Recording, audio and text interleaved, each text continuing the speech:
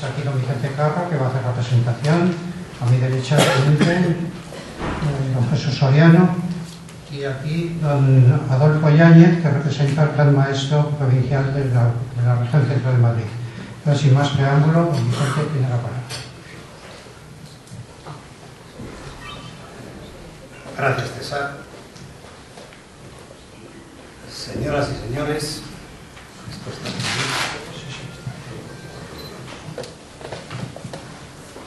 y señores,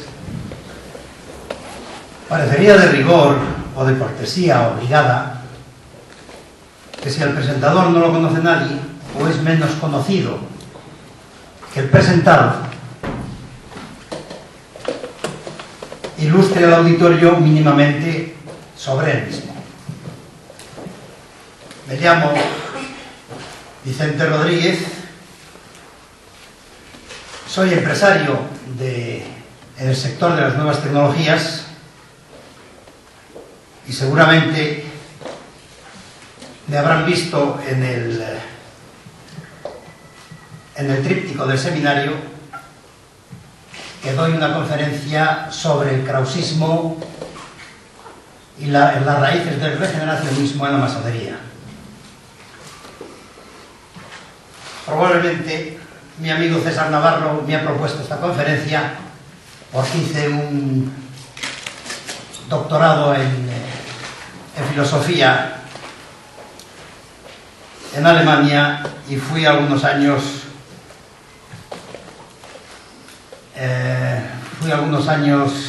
profesor en la Universidad Libre de Berlín. Como aquí seguramente hay más de uno y más de dos que ha oído hablar de la Universidad Libre de Bruselas, para que no haya malos entendidos, la Universidad Libre de Berlín no tiene nada que... La Universidad Libre de Bruselas es una universidad masónica.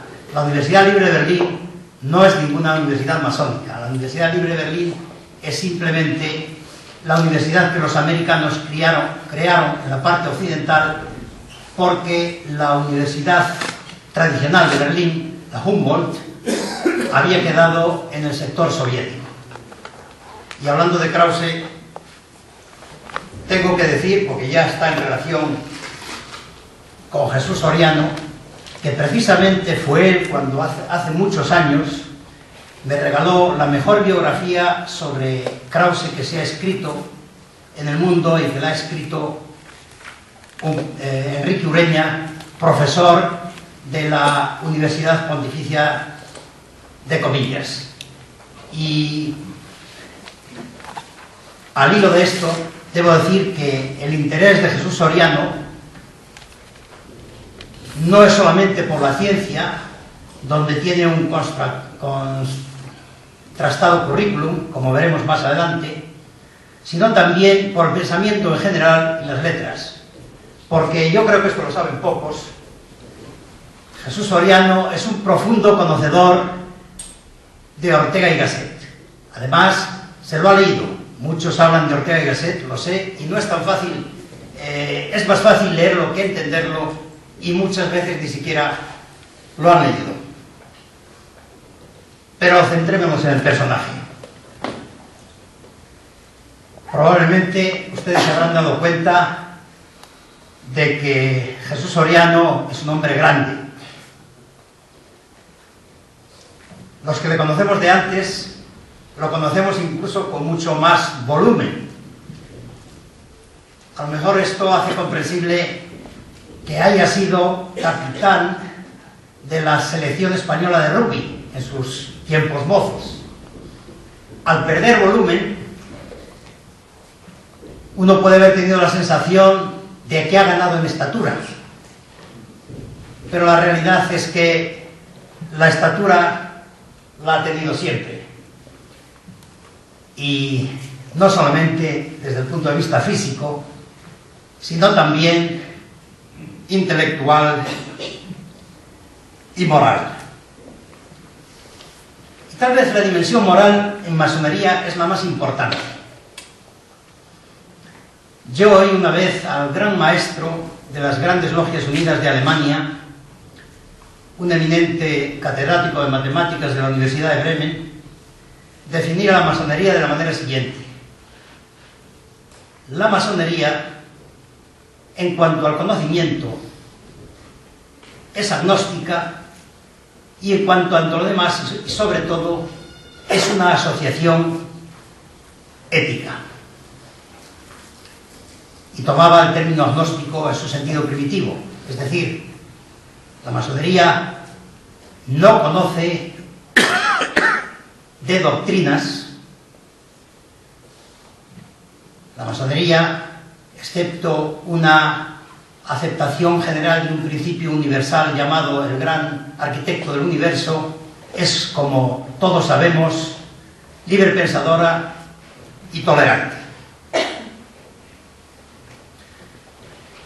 La dimensión ética es fundamental, y seguramente es esa, además de su indiscutible dimensión intelectual, la que ha llevado a que Jesús Soriano haya escalado los más altos peldaños de la masonería. Basta decir que es, vamos a decirlo en todo su detalle, gran comendador del Supremo Consejo del grado 33 y último del rito escocés, antiguo y aceptado para España.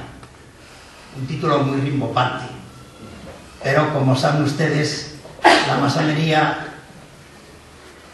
se desarrolló en el siglo XIX y tuvo su época de florecimiento, se desarrolló en el siglo XVIII y tuvo su época de florecimiento en el siglo XIX. Las costumbres sociales eran un poco diferentes. Y en cuanto a la estatura intelectual,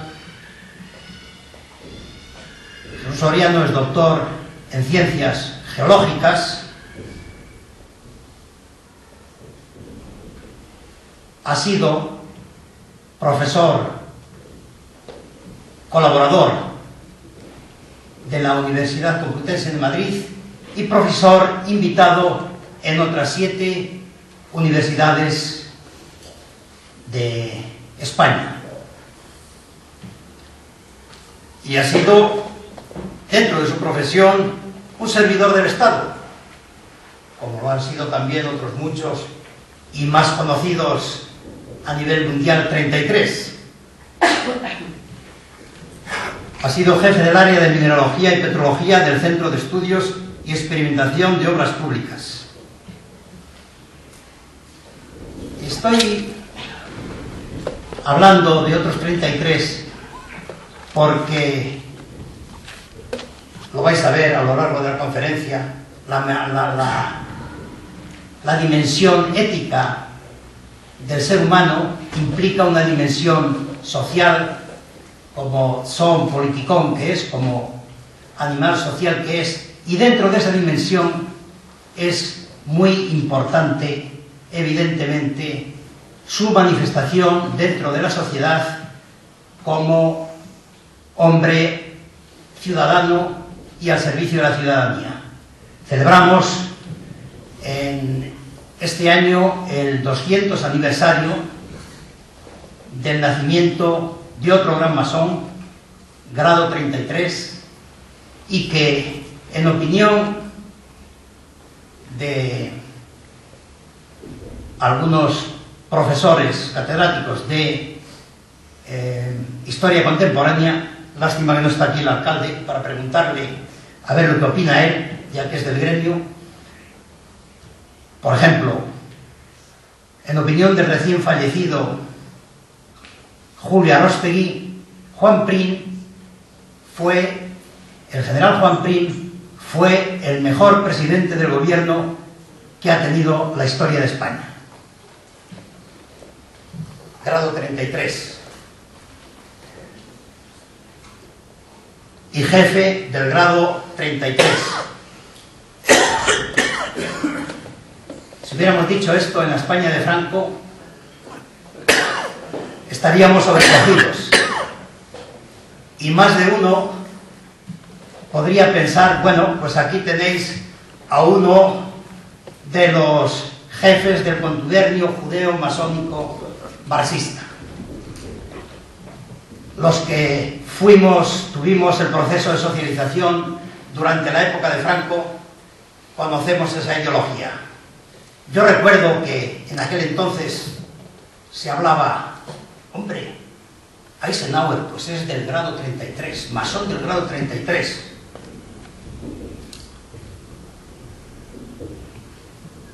El presidente de la OTAN, Spaak, socialista y del grado 33. Y uno pensaba que era algo así como lo que podía ser la organización del gran contubernio mundial que nos dominaba. Sin embargo, el mismo Franco no tuvo ningún problema en recibir con todos los honores luego a Eisenhower en España. Ahora, por suerte, las cosas han cambiado mucho y estamos en una democracia y buscamos la transparencia y vivimos la transparencia y queremos que este seminario precisamente sirva para eso, para que se conozcan las cosas como son en realidad.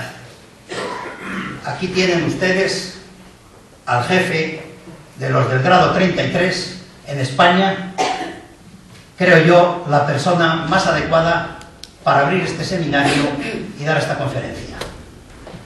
Don Jesús Soriano Carrillo tiene la palabra.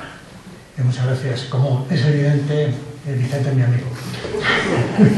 Hace muchísimos años. Bueno, yo en primer lugar, porque no puede ser de otra manera, en primer lugar darle las gracias a la Fundación César Navarro y al Ateneo de Madrid por haber organizado este magnífico seminario y por habernos invitado a nosotros, naturalmente al Instituto Masónico de España, de la Gran Logia de España, y al Ayuntamiento de Getafe, que voy a decir que su alcalde ha tenido la deferencia para ustedes y para mí mismo de dejar un pleno en la Asamblea de Madrid para estar aquí en la inauguración, y eso es naturalmente de agradecer.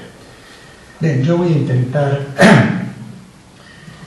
no aburrirles, cosa que supongo que será difícil, pero en fin. Explicarles un poco, yo creo que es de las pocas veces que tengo la suerte de ser pájaro, porque normalmente siempre eres el pájaro entre dos ornitólogos, que son dos masonólogos, dos historiadores, que naturalmente se mueven por criterios historiográficos, pero no tienen mucha idea de verdad lo que es la masonería. Sí saben que en Getafe una logia en 1800 y pico, y que los 7 que había, uno era peluquero, el otro era médico y el otro era carnicero, pero de muchas otras cosas más no tienen bastante conocimiento. Yo hoy les voy a explicar, y creo que la mayoría de los ponentes son masones, según he visto en el programa, y por lo tanto les voy a dar la versión general. Como decía el alcalde muy bien dicho, a la masonería tiene apologistas y detractores. Unos dicen que hemos hecho todo lo mejor del mundo y otros todos los males. Pues no es verdad. La masonería fundamentalmente es una masonería hecha por hombres y por lo tanto con todos nuestros defectos y todas nuestras virtudes. Sí es verdad que la masonería, y sobre todo la masonería fisiológica de la que vamos a hablar, es la que contribuye grandemente a que impere el Estado de Derecho en la sociedad actual. La actual me refiero a partir de, digamos, la Revolución Francesa, ¿no? Entonces, lo primero que puede chocar de la charla que voy a dar es el título. ¿Por qué la masonería filosófica? Bueno, pues la masonería se divide fundamentalmente en el rito escocés antiguo aceptado, que fue un rito que, por eso dice, el último es así de largo, pero la culpa de esto la tiene Federico de Prusia. Federico de Prusia fue el que organizó la masonería y estableció, antes había muchísimo grado, muchísimas cosas raras, que esto tenía que hacerse así. Pues la masonería está dividida fundamentalmente en 4 grandes sectores.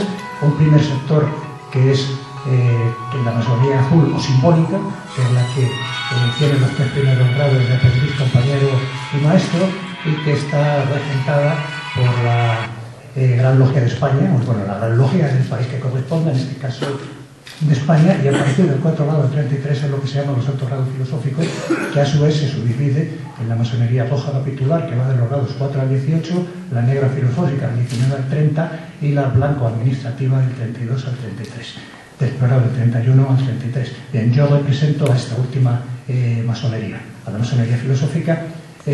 Lo que hace la masonería simbólica fundamentalmente es al hombre bueno que llega a ella, intenta convertirle mejor, y por eso le forma fundamentalmente en tres aspectos que son éticos, intelectuales y teológicos. Y luego, a partir de ahí, ese hombre bueno que nos llega a nosotros, porque para entrar en la masonería filosófica hay que tener el grado de maestro masón, es decir, ya hay que ser maestro masón para poder entrar y ser miembro de una logia, pues nosotros lo que pretendemos a ese hombre bueno es convertirle en un mejor ciudadano. Entonces, probablemente se vaya sorprendiendo de todos los rituales que nosotros utilizamos, pues son unos rituales que más o menos son todos del principio del siglo XIX, entre 1800 y 1830, donde pues se ponen de manifiesto cosas tan curiosas que como en aquella época ya a los masones del grado 24 se les enseñaba la importancia que tenía el derecho de habeas corpus y la ley por jurado, cuando todavía existía la esclavitud. Bueno, pues ya entonces se hablaba de estas cosas. Y esto es un poco lo que voy a hacer. En primer lugar, pues lógicamente lo que uno tiene que hacer es presentarse. ¿Quién es el Supremo Consejo de España? Bueno, pues el Supremo Consejo de España es el tercer supremo más antiguo del mundo. Ya tenemos más de 200 años. Se hizo el 4 de julio de 1811 y como tienen la transparencia, su primer soberano gran comendador, el primer antecesor, fue nada más y menos que don Miguel José de Azanza, que era el ministro de Estado, el ministro de Asuntos Exteriores del Gobierno de España en aquel momento. Nosotros representamos a la masonería molecular dentro del Supremo Consejo, tenemos reconocimiento de todos los supremos consejos. Bueno, nosotros tenemos que reconocer porque el reconocimiento en el caso de la masonería filosófica, el más joven se lo tiene que pedir al más viejo, aquí deben ser los terceros de 1811, pues bueno, por ejemplo, a la madre de la masonería simbólica, que es Inglaterra, pues el Supremo Consejo de Inglaterra nos ha tenido que pedir a España el reconocimiento que naturalmente le hemos dado. Bien, el Supremo Consejo de España también tiene una cosa curiosa, que ha trabajado ininterrumpidamente desde el día de su fundación, a pesar de las dos grandes persecuciones que hubo tanto en la época de Fernando VII como en la época del general Franco. Porque en el primer caso, en la época de Fernando VII, fue Inglaterra la que nos dio el asilo, lo que nosotros llamamos asilo sagrado, y en la época del general Franco, México. ¿Qué significa esto del asilo sagrado? Pues que igual que en una masonería simbólica un hermano puede ser miembro de 4 grandes o 5, todas que quiera del mundo, no. Del Supremo Consejo solo se puede ser miembro de un solo supremo. No se puede ser del Supremo Consejo de Alemania ni el de España, o de uno o de otro, porque así está en las constituciones de Lausana de Federico. Bueno, pues lo que entonces inventaron este tema del asilo sagrado es que en México, en la época de Franco, cualquier masón filosófico español pertenecía al Supremo de España, que tenía una oficina en México, no al Supremo de México. Ahora mismo existe un caso igual, que es el de Irán en el exilio, que está en Estados Unidos. Entonces, nosotros hace 3 años tuvimos la gran alegría de que un día nos llamó el comendador de México y me dijo: oye Jesús, voy a ir a España, quiero verte porque te voy a hacer un regalo. Claro, muy bien, yo encantado de verte. Bueno, el regalo era el estandarte original del 4 de nuestra época, el 4 de julio de 1811, el original, que tiene 202 años, que estaba en México. Los hermanos exiliados se lo habían llevado y haciendo una reforma en el Supremo de México apareció una caja donde estaba perfectamente conservado, y ese estandarte hoy tiene un valor histórico realmente impresionante. Es tan histórico que pone Supremo Consejo del 83 de España y sus dependencias, porque en el año 1811 todavía teníamos colonias. Entonces no se habla de colonias porque en masonería no se ve, sino sus dependencias. Bien, lo lógico es presentarse. Yo voy a hacer un poco cuál es la declaración de principios que tenemos. Nosotros, naturalmente, es una sociedad voluntaria de hombres que se pierde en la antigüedad, porque, como antes muy bien ha explicado el alcalde, la masonería tiene un origen primero de los constructores de catedrales, la masonería operativa, y luego la masonería especulativa, pues a partir de 1717. Y en la actualidad pues agrupa a millones de hombres en todo el mundo. Es una sociedad fraternal que admite a todo hombre libre y de buena reputación, sin distinción de raza, raza, religión y ideario político. Lo único que se le exige es que tiene que tener un espíritu filantrópico importante y que debe buscar naturalmente su perfección individual. Es decir, lo que en el lenguaje masónico nosotros decimos pulir nuestra propia piedra. Dentro de los cuerpos jurisdiccionales del Supremo Consejo y también dentro de las logias simbólicas, solo tenemos dos cosas de las que tenemos prohibido hablar, que es de política y de religión, pero con minúsculas, no de política y religión con mayúsculas, porque, como verán a lo largo de la exposición, es lo que hacemos permanentemente, hablar de política con mayúsculas, y porque lo que no admitimos es política partidista, porque eso es lo que ha hecho históricamente, y lo mismo en el caso de la religión, lo que ha hecho ha sido separar al hombre en lugar de unirlos. Aunque siempre se dice mucho que la masonería tiene un fin filantrópico importante, es verdad, pero no solo es una asociación benéfica. Aunque nosotros, todos los masones, consideramos un deber el contribuir a ayudar a los demás que están en la necesidad. Evidentemente tampoco es una religión, ya que nosotros no imponemos ninguna religión a nuestros mismos. La masonería es fundamentalmente un movimiento espiritual, pero un movimiento espiritual que se distingue de las filosofías y de las teologías que son dispensadores de verdad, y que es una espiritualidad iniciática. Es decir, nosotros vamos progresando en nuestro camino por una iniciación, el cual nosotros tenemos muy claro que existe un ser supremo, que es el creador de todo lo que existe, y además pensamos que existe la trascendencia del ser humano. Para nosotros es muy importante este tipo de poder. No entramos en quién es el ser supremo, por eso le damos un nombre genérico de gran arquitecto del universo, siguiendo las tradiciones medievales, y que cada uno crea en el Dios, en el gran arquitecto, en el ser supremo que creó. De hecho, en las logias, pues bueno, conviven hermanos que profesan diferentes religiones. La católica, la protestante, musulmana, budista, lo que ustedes quieren, conviven perfectamente en mutuo respeto. Y además, en nuestros grados, como veremos más adelante, se nos enseña claramente las tres grandes religiones monoteístas, para que tengamos una idea clara de qué significa la religión, pero como digo, esa religión con mayúsculas. Evidentemente, la masonería, por mucho que dijera el general Franco, no es una asociación política, todo lo contrario, igual que en el caso de la religión, admite que los hermanos profesen la idea política que quieren, y de hecho, pues cosas que parecen impensables en otro mundo, pues en nuestras logias, en nuestro cuerpo jurisdiccionado, pues conviven hermanos, por hablar de España, del Partido Popular, del PSOE, de UPD, de todos los partidos políticos en perfecta armonía. También, en contra de lo que se dice, no es una asociación para obtener beneficios personales. El único beneficio personal que experiencia en la masonería es el enriquecimiento personal. Y además un enriquecimiento, como veremos, la masonería un poquito más adelante, la masonería filosófica incide todo en la educación. Para nosotros es importantísimo la educación, y por esto lo vamos a hacer. Naturalmente no es un foro para venir a discutir ningún tipo de asunto personal, porque eso no nos interesa. El caso que decían de una asociación secreta, pues naturalmente no somos una asociación secreta, en todo caso discreta, pero exactamente discreta, como puede ser la fundación que nos acoge hoy. Yo estoy seguro que la fundación tendrá su junta directiva donde tratarán las cosas que tengan que tratar, y eso no lo tiene por qué saber todo el mundo.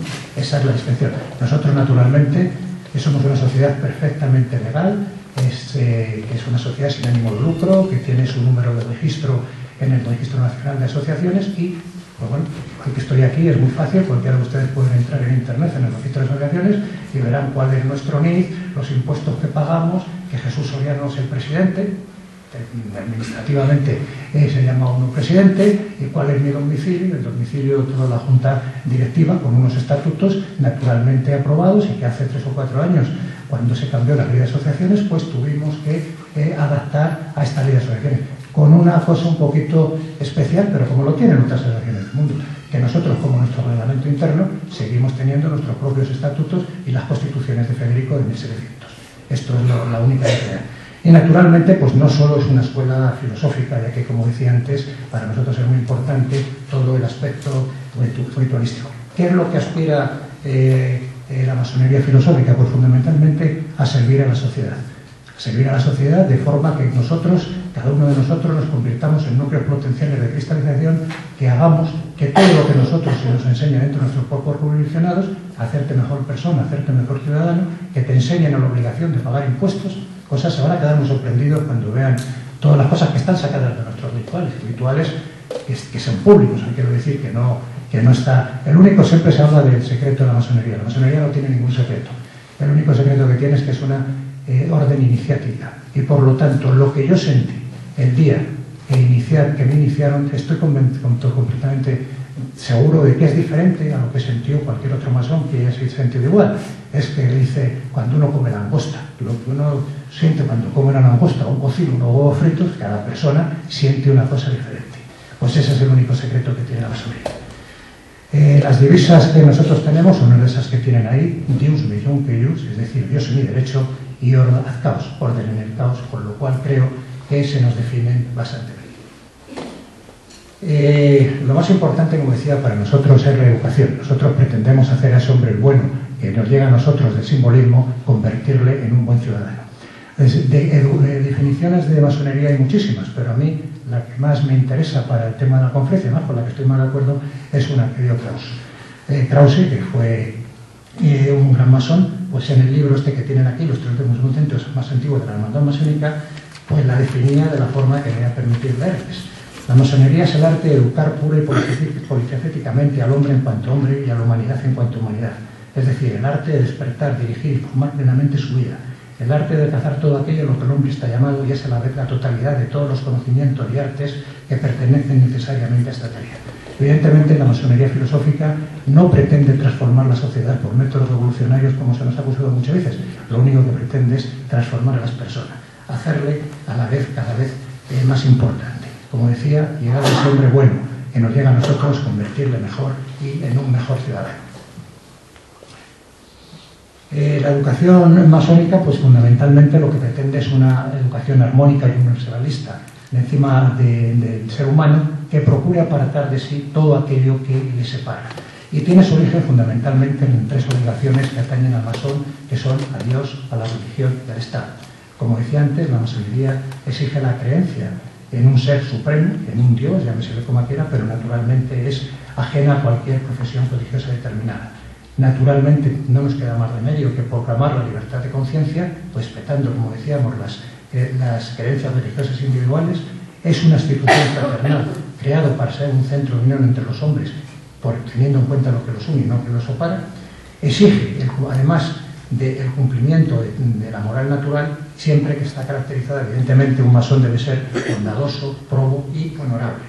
Y además, la masonería ha de manifestar el respeto a todas las ideas políticas de todos los ciudadanos y además siempre tener una lealtad apolítica de la institución hacia el Estado en que le cobija. Nosotros no podemos estar en un Estado que sea totalitario, sería imposible. En ese momento tendríamos que cerrar el kiosco, abatir columnas que decimos nosotros y tener que dejarlos. Por eso todas estas cosas que se dicen muchas veces de la clandestinidad es segura. Como decía antes, bueno, pues la masonería simbólica, pues que es la que tiene la Gran Logia, pues fundamentalmente lo que se atiende es una formación en tres aspectos fundamentales del hombre, que es la ética, el mejoramiento intelectual y el aspecto teológico. Nosotros lo que pretendemos transformar es ese nuestro masón en un ciudadano que sea consciente de sus obligaciones y en los que tanto la conciencia del deber como el espíritu de fidelidad sea importantísimo, ya que sobre ellos, tanto sobre la conciencia del deber como el espíritu de fidelidad, se basa y son las bases que sujetan a la libertad. Una libertad que pone tanto a la persona como el supremo creador y que por lo tanto hace imprescindible cultivar dentro de la libertad los principios de igualdad y de fraternidad.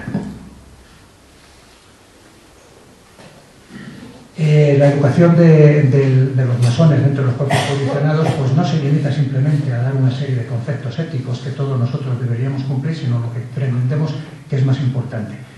Los masones de los altos grados filosóficos se tienen que convertir en unos ciudadanos que contribuyen al desarrollo de todos los principios democráticos en la sociedad y además debe intentar conseguir que el Estado sea capaz de garantizar el ejercicio de estas libertades públicas. Esto para nosotros es algo importante.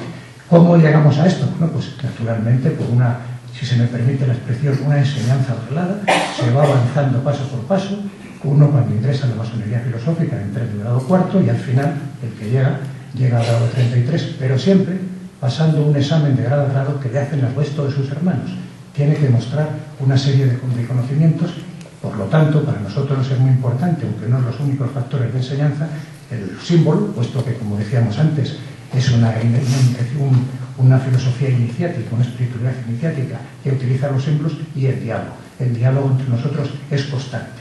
Aquí no hay un libro que uno aprenda, no es el diálogo, decir a otro, pero aprendiendo e intentar transmitir lo que existe desde principios del siglo XIX de unos a otros. Bien, esto es ¿qué es el rito escocés aceptado? Claro, tiene ese nombre tan rimbombante como decían antes. Bueno, pues vamos a explicar lo que es. El rito de la masonería es algo muy sencillo, es el conjunto de ceremonias con el que se van poco a poco dando los diferentes grados masónicos. En los 33 grados, cada uno tiene una ceremonia diferente en la que se tocan unos aspectos diferentes para ir formando a la persona, al hermano, poquito a poquito. Entonces cada uno tiene... El rito lo que nos va a permitir es conseguir una alianza entre hombres libres que trabajan fundamentalmente para mejorarse ellos, para mejorar su espíritu y sobre todo para conseguir un consejo intelectual y material de la humanidad. Para los masones, los escoceses, el espiritualismo, la humanidad, la filantropía y la fraternidad no son conceptos, cosas de vacío y que caigan de repente como maná del cielo. No, hay que trabajarlo duramente en las cosas. Para nosotros la espiritualidad no es una gracia, como digo, sino que es ni una virtud innata. Hay que trabajarla permanentemente en los bancos de nuestros cuerpos jurisdiccionados, de forma que siempre el esfuerzo individual se tiene que unir al esfuerzo colectivo. Por eso decía hace un momento que para nosotros es tan importante no solo el símbolo, sino el diálogo. Un masón solo no puede hacer nada. Hay otras órdenes iniciáticas, tan respetables como la masonería, por supuesto, o más, que uno lo puede hacer en su casa. Es decir, por ejemplo, la Orden Rosa Cruz, ellos trabajan individualmente, cada uno en su casa, y adquieren pues unos valores morales y éticos tan importantes o más que los nuestros, por lo menos iguales, y nosotros no podemos trabajar solos. Necesitamos siempre el conjunto de nuestros hermanos, necesitamos permanentemente el diálogo para completar esta enseñanza. ¿Cuáles son las formulaciones y consecuencias que tiene nuestro rito? Bueno, pues en primer lugar, destacar la importancia de la conciencia y la introspección y el silencio como una perfecta búsqueda individual para poder progresando, teniendo siempre claro que el triunfo de la razón sobre la ignorancia. Por eso uno de nuestros lemas es el que tienen ahí, el de luz es tinebre, y naturalmente siempre proclama la ventaja de ser virtuoso y las libertades de conciencia y de pensamiento. El rito escocés vivo aceptado, como veremos luego poco a poco en todas las condiciones de vida, lo que hace es acercar siempre al masón a todas las desdichas sociales e intentar buscar los remedios a todos estos problemas que tiene la sociedad. De forma que el masón tiene que ser un hombre de honor tanto en su vida personal como en la vida familiar. Y naturalmente tiene que estar en contra de cualquier arbitrariedad o privilegio. Naturalmente consideramos a la libertad como fundamento del derecho y el principio inspirador de todo, vinculado fundamentalmente a la Declaración Fundamental de los Derechos del Hombre, que como todos ustedes saben fue escrita por masones y hecho por lectores.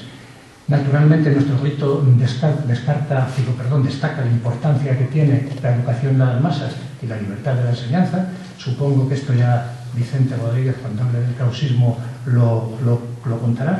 En España, donde más triunfa el krausismo como cosa educador, y casi todos los miembros que estaban en la institución libre de la enseñanza eran masones. Ginés de los Ríos, el hermano, Francisco, todos estaban ahí, eran masones, y por lo tanto pues se notaban muchas de las cosas. Naturalmente nosotros pretendemos siempre reducir la explotación del débil por el fuerte, que haya una justicia equitativa, que los ciudadanos tengan la necesidad de pagar tributos, y naturalmente, porque si no se pagan tributos es imposible que la sociedad se continúe desarrollando, pero nosotros proclamamos que tienen que ser unos tributos justos, no unos tributos tipo del medievo. Y naturalmente estamos siempre en contra de cualquier cosa que represente estatalismo o monopolio. En la esfera intelectual nosotros rendimos un profundo culto a la inteligencia y a la ciencia, utilizando la razón como vía de acceso a la verdad, y lo que siempre queremos es evitar cualquier tipo de fanatismo dogmático. Entre nosotros los dogmatismos no existen. El rito, como ya hemos dicho varias veces, es actualmente totalmente respetuoso con cualquier tipo de religión o cualquier tipo de idea política, pero con una cosa que siempre tenemos muy clara: siempre tiene que haber una independencia total entre la religión, el poder político y el poder religioso. La separación Iglesia-Estado para los masones es absolutamente fundamental. En el plano internacional, naturalmente, ha abogado por una sociedad de naciones. De hecho, la Sociedad de Naciones, la actual ONU, fue fundada toda por masones, y naturalmente pues propone que en todos los países haya una serie de textos constitucionales que vayan recogiendo todos los principios anteriores de los que hemos hablado, y de forma que el ejercicio de todas las libertades ciudadanas estén garantizadas en el Estado donde nosotros vivimos. Y naturalmente siempre el poder militar debe de estar subordinado al poder civil. Bien, ahora viene lo de los nombres raros, pero esto es así, conviene decir cómo somos. El rito sociosantivo aceptado, bueno, pues está organizado, como decía antes, en tres partes. La masonería roja o capitular, que a la vez se divide en los grados inefables, que son las logias de perfección, que van del grado 4 al 14, y los grados capitulares, que son los capítulos de San Cruz, que van del 15 al 18. Los nombres que ven aquí, pues parecen unos nombres extrañísimos, que a un señor le llamen Caballero de Oriente de la Espada y tal, pues suena un tanto extraño. Pero todo, como en tal vida, tiene su explicación.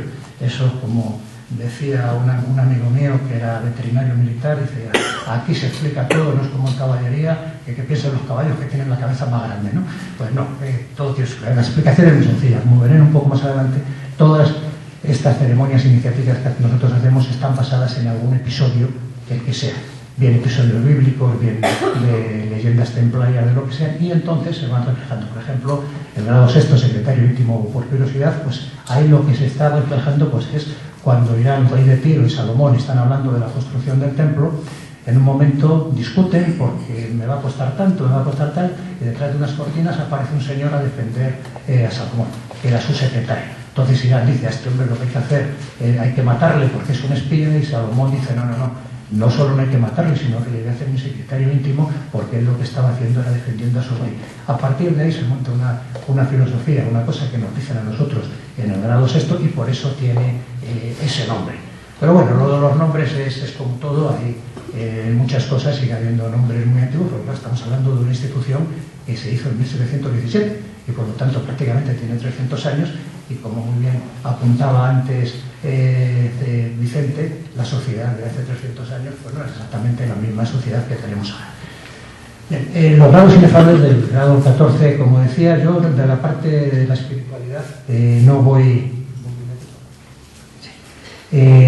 a hablar mucho, porque aquí estamos hablando de más de la parte humanística, pero bueno, evidentemente, los grados 4 al 14, su principal objeto de investigación es la contemplación del nombre inefable de la deidad, y se basa fundamentalmente en el episodio bíblico que va desde la leyenda de Irán Abí, el constructor del templo de Salomón, y bueno, esto es lo que queremos hacer. Luego, los grados capitulares pues son unos grados religiosos e históricos que van desde la destrucción del templo de Salomón al libro de la Revelación. Con esto se dan cuenta que los nombres que tenían antes pues tienen bastante que ver, no son nombres por casualidades. En los grados 15 y 16 realmente lo que hacen es ilustrar la virtud renovada que trajo a los hebreos de Jerusalén para reconstruir el templo, de forma que ellos tenían en una mano la llana para hacer el templo y en otra la espada para defenderse de las agresiones, con lo cual quedan las cosas bastante claras. El grado 17 anuncia la lectura mesiánica del amor, y el grado 18 lo que hace es preparar al hombre para la venida de la ley del amor tras la pérdida de la palabra sagrada. Estos grados, y digo que el tema espiritual lo voy a tocar muy poco, pero es importante que cuando uno llega al grado 18 y de verdad ha entendido todo, pues le suele pasar a todos los hermanos una cosa muy curiosa, que es que se pasa de la creencia a la certeza, lo cual te viene bastante bien para la vida. Pero ¿qué es de verdad? Todo esto que van a ver aquí, todo esto está en nuestros rituales, lo pueden encontrar. Lo que se va enseñando desde el grado 4 al grado 18, y como digo, para seguir progresando, el hermano ha tenido que demostrar que tiene conocimiento de que todo lo has hecho. Estas son las cosas que se nos van enseñando. La conciencia como juez íntimo del hombre, la fidelidad a las leyes justas para consolidar la libertad, que todos los hombres son libres hermanos y tienen el mismo derecho a todos los frutos y productos del mundo. La libertad, la igualdad y la fraternidad es el remedio de todas las miserias sociales. La soberanía popular como base de una armonización de sociedades políticas. Que la asociación humana debe descansar sobre la propiedad y el trabajo, y que además es necesario que todos nosotros seamos capaces de elegir a los hombres encargados de ejecutar la voluntad del pueblo. Esto en el año 2014 pues puede sonar a música celestial, no se ha cumplido en la mayoría de mercados. Hay que olvidarse de que estamos en el mundo desarrollado. Hay otros mundos donde todavía pues estas cosas no pasan, pero esto se decía entre 1800 y 1830. Creo que esto es importante saber. Todos los hombres de todas las naciones, por el mero hecho de ser hombres, pues tienen el mismo título que los demás. Y no hay ni blancos, ni negros, ni judíos, ni arios, ni nada. Simplemente eres hombre y por lo tanto todos tenemos la misma derecha. La masonería se ha encargado filosófica de caracterizar muy claramente, y tal vez si esto se hubiera seguido muchas cosas no serían igual, las líneas de demarcación entre el municipio, la provincia y el Estado, la nación. Quedar muy claramente los derechos que tiene cada uno para estar en cada sitio y que todos formamos un todo, que es el Estado español. Naturalmente, el tributo como ente elemento real de la utilidad pública. Esto se enseñara a principios del siglo XIX, es bastante importante. La necesidad de la instrucción para la utilización y el progreso creciente de la especie humana. Libertad absoluta de conciencia y de pensamiento y, naturalmente, la necesidad de que existan los derechos de expresión y de reunión. Pero todo esto que se nos enseña es muy importante, pero lo más importante es lo que tienen abajo en azul y en grande. Todos tenemos que ser conscientes que no basta con tener un derecho, es necesario ejercerlo. El masón no puede ser un hombre cobarde que se dé cuenta de que está produciendo una injusticia y callar. Su obligación es dar la cara, le cueste lo que le cueste. La masonería negra filosófica, pues los nombres gran pontífice supremo escocés de la Jerusalén celeste y de los grandes expresos europeos que se ponían antes en vagón. Bueno, los nombres son los que son, como verán luego cuando vamos diciendo lo que se enseña en cada cosa, pues tiene algo que ver todo con todo este asunto. Y en la masonería negra lo que fundamentalmente nosotros es seguir profundizando en las enseñanzas que se dan en la masonería capitular. Bueno, las lecciones políticas y políticas con mayúscula, aunque este queda con mayúscula, pues lo que fundamentalmente intentan explicar a los masones de estos grados es que la ignorancia, la intolerancia, la superstición y el fanatismo son los grandes enemigos del hombre. Se examinan también, como decían, todas las grandes religiones monoteístas para que cada uno pueda tener una visión clara de lo que es la deidad y la relación que existe entre ese ser superior y el hombre. Los diferentes grados del Consejo pues, se caracterizan entre grandes grupos, los legados caballerescos, como digo, fundamentalmente de tradición templaria, que son el 19, el 22, el 27, el 29 y el 30, los grados religiosos del 23 al 26, donde se explican todas las religiones monoteístas, y un grado totalmente filosófico y muy extraño, que es el grado 28 del Caballero del Sol, que es el grado más místico de todos los que tenemos y en el que se llega a una figura bíblica como es Adán. Llegamos a Adán y a partir de ahí pues se monta toda una serie de enseñanzas bastante importantes. Pero ¿cuáles son las enseñanzas de tipo humanista que se le hace a los masones de este grado? Bueno, pues en primer lugar, que para que cuando los hombres tengan sus derechos, pues puedan hacer efectivos sus derechos, es necesario que al progreso moral se una también el progreso intelectual. No puede una vez existir una sociedad justa y equitativa si a la gente no se la enseña, si no tiene necesidad de aprender, si no hay escuelas. Esto es absolutamente fundamental. El derecho que tenemos todos los hombres a la igualdad ante la igualdad y a la igualdad ante todos los derechos naturales. Y esto es muy importante, evitar que los gobernantes se perpetúen permanentemente en su puesto, porque eso engendra el despotismo. 40 años, lo tenemos muy claro, y nosotros predicamos por el ejemplo. Dentro de nuestros cuerpos jurisdiccionados, el presidente del cuerpo, el venerable maestro de las logias simbólicas, que tiene un poder omnimo, es decir, es el que manda de verdad, porque lo han elegido sus hermanos, pero el que manda, cuando deja de ser lo que no está más allá de un periodo de 1 año o 2 años, le echan a la calle, le dejan de guardatemplo. El que estaba primero mandando, a la siguiente se queda en la calle, y si le autorizan a sus hermanos a entrar, puede entrar. Yo creo que es la lección más bonita que uno aprende cuando llega a este negocio.